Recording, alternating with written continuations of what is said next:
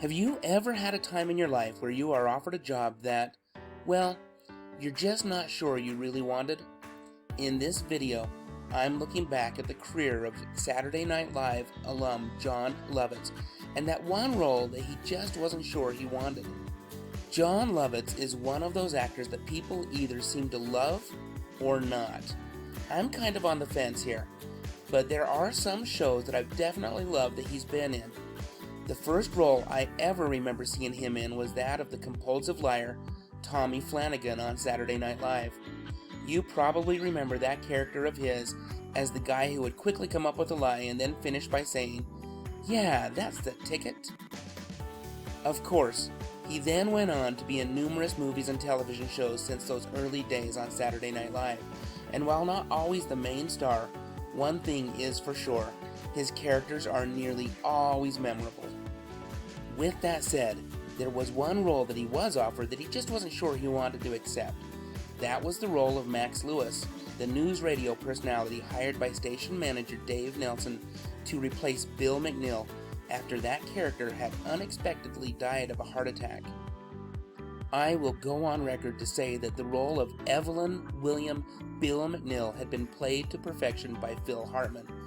He was able to play the brash, egotistical, often insubordinate news co-anchor so well that, in my opinion, the character really was the heart of the show.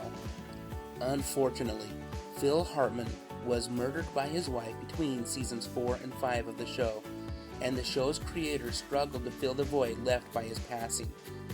According to Lovitz, Paul Sims, the show's creator, came to him and said, "I don't know what to tell you. You're his friend. It feels right. Everybody on the cast wants you."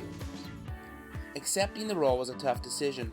Jon and Phil were great friends who had worked together in the early 80s on the comedy improv group The Groundlings. Later, Lovitz would recommend to Lorne Michaels that he consider Phil Hartman for Saturday Night Live. According to Lovitz, the two were more than friends, and Phil, well, he was like his older brother.